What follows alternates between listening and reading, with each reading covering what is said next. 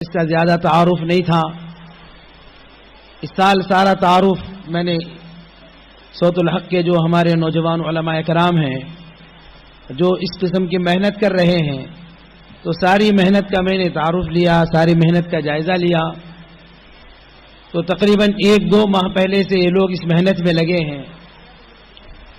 انگریزی اسکولوں کو اور ہمارے جو مدارس میں مساجد میں جو مکاتب چلتے ہیں، ان مکاتب کو پہنچ کر ان اسکولوں کو پہنچ کر حضرت محمد مصطفیٰ صلی اللہ علیہ وسلم کی سیرت پر اور اسلامی کلچر پر کچھ مواد ان کو دیا، اور پھر ان کے ٹیچروں کو، استادوں کو یاد کروانے کے لیے کہا. پھر اس کے بعد علماء کرام کو اسکولوں کو بھیج کر، مکاتب کو بھیج کر امتحان لیا، پھر ان کا انعام دیا جا رہا ہے. یہ ایک مستقل کام ہے. جیسے میں تھوڑی دیر میں بول دیا اور آپ لوگ سن لیے، بول دینا سن لینا آسان ہے. ایک مستقل کام، اس کے لیے اپنی مصروفیت. یہ جتنے نوجوان علماء کرام، ارے بچے خاموش بیٹھو باشا، بچے خاموش بیٹھو ماں. یہ جتنے نوجوان علماء کرام اس کام میں لگے ہیں صوت الحق کے، ان کی اپنی اپنی الگ مصروفیات ہیں. کسی مدرسے کے، کسی ادارے کے محتمم استاد، کسی مسجد کے امام و خطیب، یا اپنی اور کوئی دیگر مصروفیت ذریعے معاش کی، اس کام کو کرتے ہوئے مستقل اس کام کو کرنا، وقت نکال کر، یہ بہت بڑا کام ہے. اور اس کے لیے مال کو اکٹھا کرنا، اہل ثروت لوگوں کو سمجھانا اس کے لیے، اور اس کے لیے مال کو اکٹھا کرنا، پھر اس کو جو ہے صحیح معنوں میں اس کو ڈسٹریبیوٹ کرنا اور صحیح اس کو پورا کرنا، ایک مستقل کام ہے جو نوجوانوں نے کیا ہے. اور اس کا بہت بڑا فائدہ ہے. اس کا فائدہ کوئی معمولی فائدہ نہیں ہے. یہ جو نوجوان، یہ جو چھوٹے چھوٹے بچے اسکولوں میں پڑھ رہے ہیں، میں آپ لوگوں کو مختصر طور پر اس طرف توجہ دلاتا چلوں کہ اگر ہمارے بچوں کو دینیات سے آراستہ نہ کیا جائے، ہمارے نبی حضرت محمد مصطفیٰ صلی اللہ علیہ وسلم کی سیرت سے، اسلامی کلچر سے ان کو اگر آراستہ نہ کیا جائے، ان کو آشنا نہ کیا جائے، اس سے ان کو معلومات، یہ اسلامی معلومات سے اگر ان کو بہرا رکھا جائے، ان کو جو ہے اندھا رکھا جائے، تو اس کے نقصانات کیا ہیں؟ ان کے نقصانات کیا ہیں؟ بزرگوں، دوستو،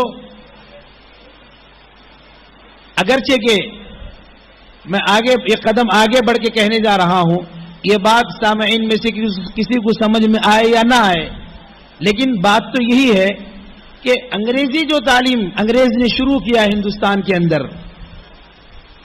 اگرچہ کہ وہ تعلیم اب ایک ذریعہ معاش بنی ہے، جو چیز ذریعہ معاش بن جاتی ہے، اسلامی حدود کے اندر آتی ہے، تو اسلام اس کو منع نہیں کرتا. لیکن انگریزوں کا جو منشا اور مقصد تھا انگریزی تعلیم کو شروع کرنے کا، اس کے ذریعے سے وہ مسلمانوں کو، انسانوں کو انگریز بنانے کے مقصد سے شروع کیا تھا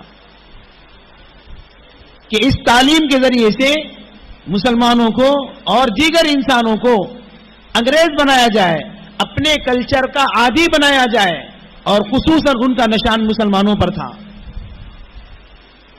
انہوں نے انگریزی تعلیم کے اسکول شروع کیے، کارمنٹ اسکول شروع کیے. ایک مرتبہ ہم علماء کی جماعت گئی سہارنپور، حضرت مولانا طلحہ صاحب دامت برکاتہم، جو حضرت مولانا شیخ الحدیث زکریا صاحب رحمۃ اللہ علیہ کے فرزند ہیں، حضرت کی خدمت میں ہم بیٹھے تھے. تو سارے علماء کو حضرت نے مخاطب ہو کر کہا، تم کیا پڑھاتے ہو، تم کیا پڑھاتے ہو؟ سب علماء اپنا اپنا بتا رہے تھے. کوئی بتا رہے تھے کہ میں فلاں پڑھاتا ہوں، فلاں کتابیں پڑھاتا ہوں، فلاں کتابیں پڑھاتا ہوں، میں محتمم ہوں، میں فلاں استاد ہوں.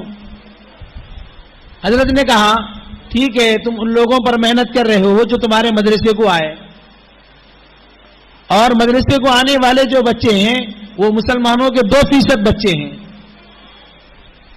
باقی 98% مسلمانوں کے بچے انگریزی اور کارمنٹوں میں پڑھ رہے ہیں.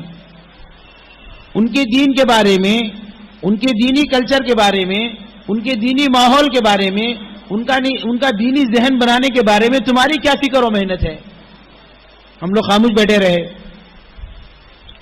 اس کے بعد حضرت نے اپنا مجرب ایک واقعہ بتلایا. حضرت نے کہا کہ دیکھو، یہ خصوصاً عیسائی جو کارمنٹ اسکولیں چلتی ہیں، وہ کارمنٹ اسکول نہیں ہے، وہ انگریزی اسکول نہیں ہے، بلکہ عیسائیت کی ایک مشن ہے. عیسائیت کی ایک مشن ہے. پھر اس کے بعد کہا کہ بڑی بڑی سٹیوں میں چھوٹے گاؤں جیسے ہمارا کرنول بھی چھوٹے ہی میں شمار ہے، تو یہاں نہیں بلکہ بڑی بڑی سٹیوں میں انگریزی جو کانوینٹ اسکول چلتی ہیں ان میں جو ہے ان اسکولوں میں بچوں کا ذہن بنانے کے لیے، بچوں کے عقیدے کو بگاڑنے کے لیے، بدلنے کے لیے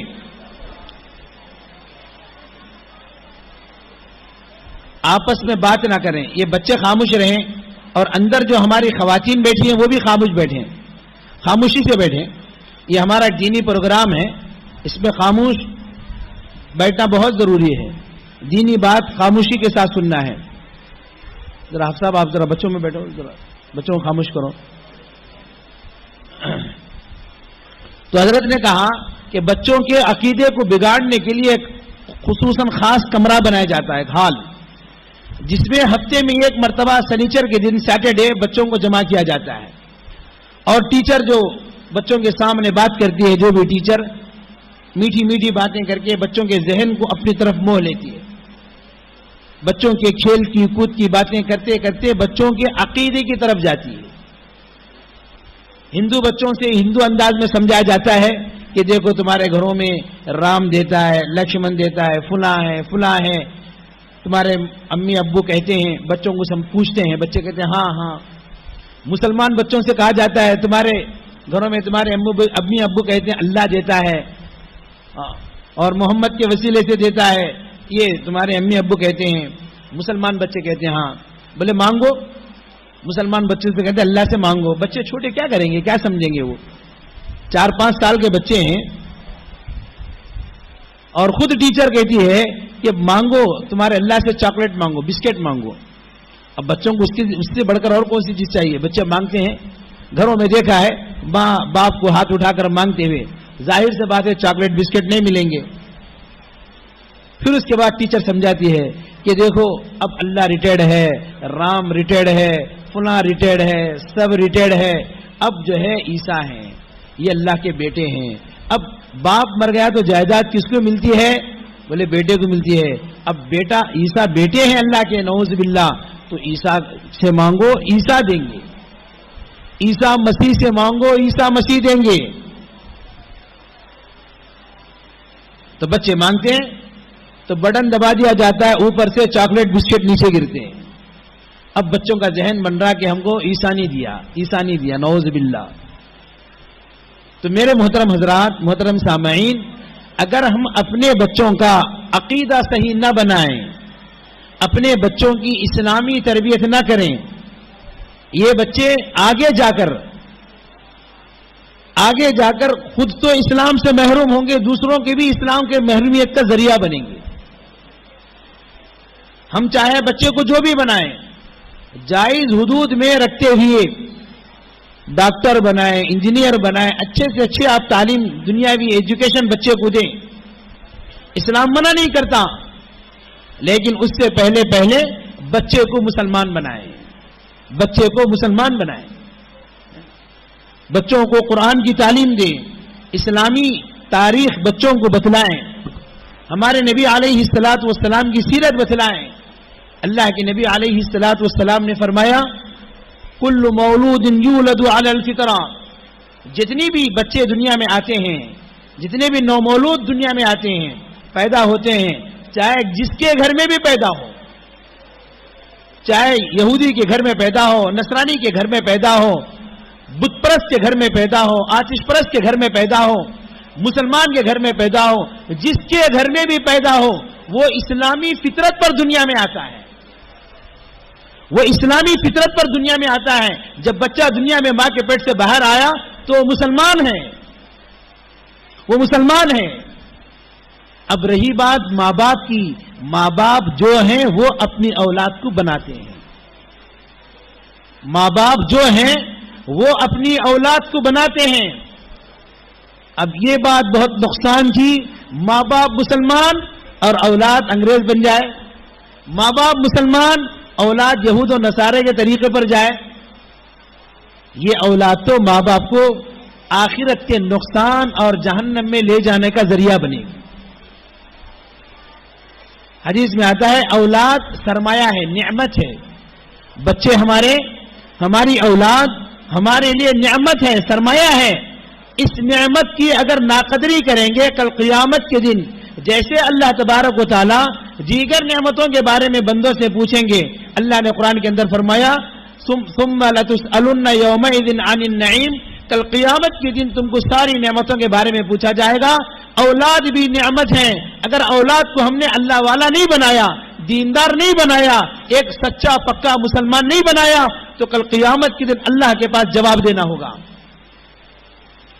ہم نے اولاد کو دنیا دار نہیں بنایا، ہم نے اولاد کو دنیا کی ڈگریوں والا نہیں بنایا، ہم نے اولاد کو دکاندار نہیں بنایا، نوکری والا نہیں بنایا. کل قیامت کے دن اللہ نہیں پوچھیں گے کیوں نہیں بنایا، کیونکہ روزی کی ذمہ داری اللہ نے لی ہے. دنیا میں جتنے بھی لوگ پیدا ہوتے ہیں اس کی روزی پہلے ہی ماں کے پیٹ میں لکھ دی جاتی ہے. باپ اس کا ذمہ دار نہیں ہے.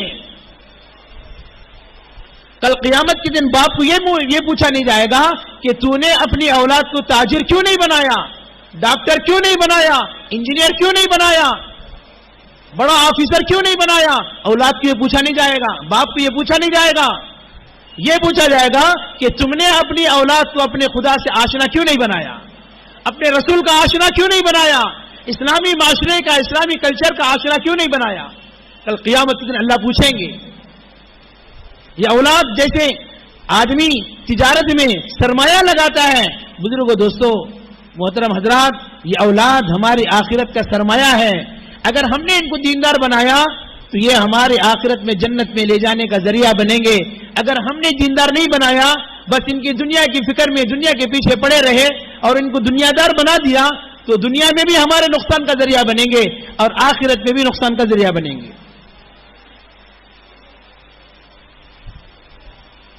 ایک کرنول کی مثال بولتا ہوں. مجھ سے جو پیش آئی، ایک صاحب میرے دوست میرے ساتھ تھے ایک سفر میں. سب لوگ تھے، کئی لوگ تھے. تو دو لوگ تھے بڑی عمر کے، عمر رسیدہ. اس میں سے ایک انتقال کر گئے، اللہ ان کی مغفرت فرمائے، اور ایک حیات ہیں.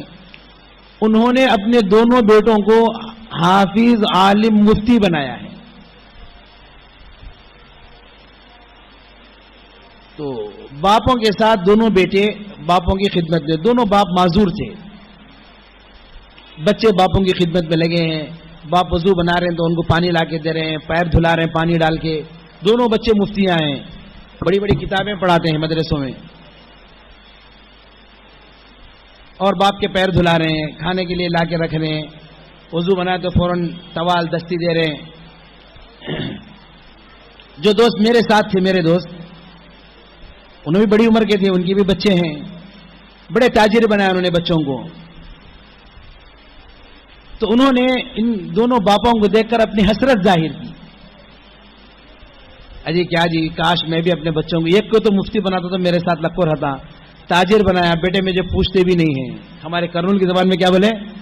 میرے بیٹے مجھے پوچھتے بھی نہیں ہیں، ابا کھائے نہیں کھائے، کیا ہوا، کیسی ہے طبیعت. شادیاں کیا، بڑے بڑے تاجراں بنایا، بڑی بڑی دکانیں ان کو لگا کر دیا. لیکن آج مجھے پوچھتے تک نہیں ہیں کہ کیا کر رہے ہیں آپ، کیا کھا رہے ہیں آپ. اللہ مجھے نوازا ہے، اللہ مجھے بہت دیا ہے، میں مزے میں ہوں.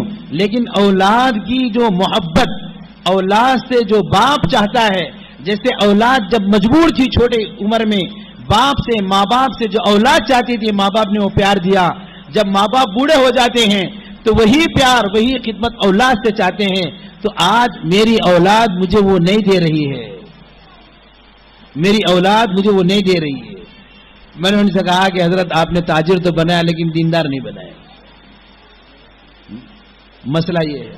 تو میرے بھائیوں، بزرگوں، دوستوں، محترم سامعین، یہ بہت بڑی چیز ہے اپنی اولاد کو دیندار بنانا.